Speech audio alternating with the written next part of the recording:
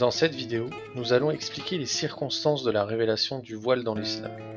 Contrairement à ce que les apologètes musulmans modernes essaient d'enseigner, le port du voile n'est pas fait pour protéger la pudeur de la femme en islam. L'islam n'enseigne pas cela dans ses textes.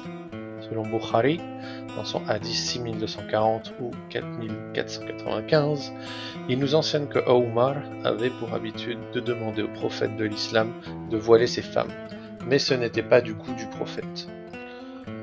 Un soir, Saouda, une des nombreuses femmes de Muhammad, sortit la nuit pour faire ses besoins. Les besoins sont nommés dans les textes, l'appel de la nature. Omar l'aperçut dans la pénombre alors qu'il était présent pendant un rassemblement et il dit à Saouda : « Je t'ai reconnu, ô Saouda. » Saouda revint auprès du prophète pour expliquer ce que Omar avait fait. Et Allah a inspiré le prophète Muhammad pendant qu'il tenait encore un morceau d'os avec de la viande dans ses mains. Une fois l'inspiration terminée, le verset du voile a été révélé, et les femmes étaient maintenant autorisées à sortir voilées pour faire leurs besoins.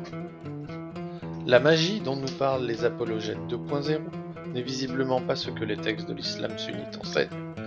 Couvrir le corps pour ne pas attiser le désir des hommes n'est pas dans les textes, et n'est pas un signe de vertu, juste un statut.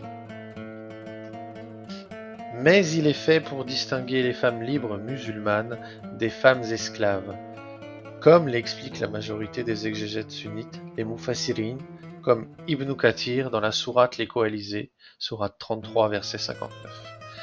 Ici, Allah dit à son messager d'ordonner aux femmes croyantes, en particulier à ses épouses et à ses filles, à cause de leur position d'honneur, de ramener leur djilbab sur leur corps, afin qu'elles soient distinctes de leur apparence des femmes de la Jahiliya et des femmes esclaves.